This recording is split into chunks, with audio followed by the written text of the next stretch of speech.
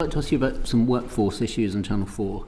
Channel 4's dispatches and the Sunday Times and Times reported on serious allegations against Russell Brand, particularly allegations of rape, sexual assault and emotional abuse. Now, when Brand was sacked by the BBC in 2012, the industry was rife with talk that people knew about his alleged crimes for a very, very long time. I should point out he does deny these allegations.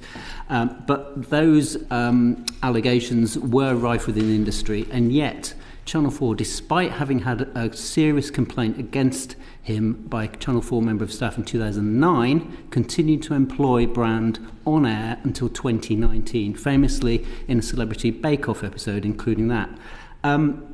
Can you explain exactly why he was allowed to remain within the employ of Channel 4? And is this because somehow you see Channel 4's remit as being somehow edgy, sexualised, and therefore, even at the cost of women's safety, that your brand and his brand were aligned? Thank you for the question. No, we definitely don't see Channel 4 as being representative of that.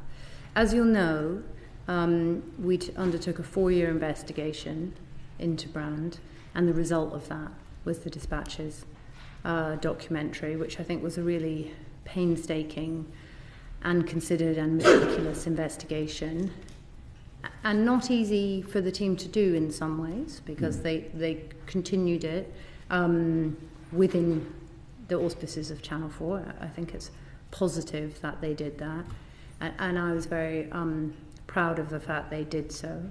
After the investigation and the programme went out, as you will know, causing a lot of interest, we undertook our own investigation into what had happened at Channel 4 during that period when he was employed by production companies working for us, and we went through everything that was on the record, both within Channel 4 about him and his employment at that time, and the production company that was mainly responsible for Big Brother, Banijay, went through their own investigation, and the BBC also went through their own investigation.